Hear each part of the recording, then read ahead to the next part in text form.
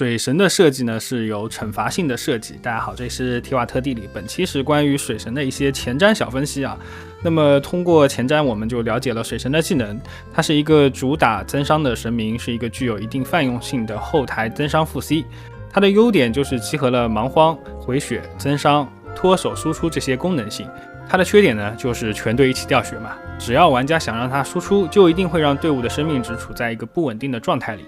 像这样惩罚性的机制呢，我个人是比较认可的。因为如果这个游戏还讲究策略性的话，那么角色的优缺点差异性必然是要做出来的。而以前原神惩罚性机制的角色还是比较少的，也不太明显。比如芭芭拉的内鬼水、班尼特的内鬼火，这些都是通过设计针对性的原模去产生的缺点。像水神这种直接针对全队的设计，似乎还真就是原神中的第一个。而我们看整个枫丹的设计，我觉得很有可能这种限制性、惩罚性的设计思路会在后面几个国家成为比较主流的设计方式。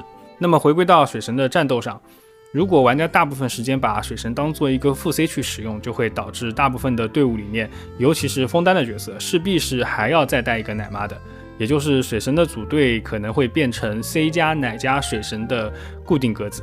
而水神的增伤效果是作用于全队的，这就让脱手技能在角色的组队上更有优势。但是增伤虽然数值上给的比较慷慨，叠层的存在就必然让水神有启动时间，那么就会导致理论上的增伤效果在实战中有着更多的操作成本。很多时候我们习惯去思考己方的输出有多么炸裂，但实际上环境才是更重要的。从整个原神战斗风格的变化来看呢， DPS 或者总伤在攻略中的决定性是逐渐降低的。当然我说的是低配的情况。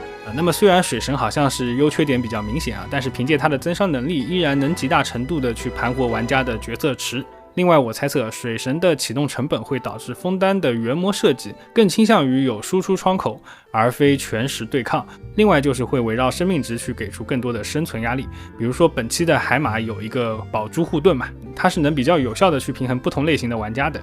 力大专飞的玩家如果不破盾呢，会比原本慢一些，而策略型的玩家破盾之后的输出收益还是比较高的。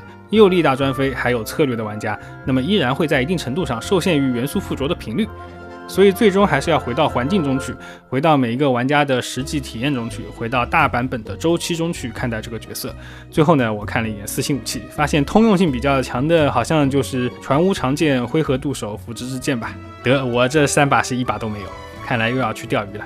好的，那么前瞻的一些观点分享呢就到这里，更多的还是在使用中慢慢去发现吧。那么我们就静待水神的上线了。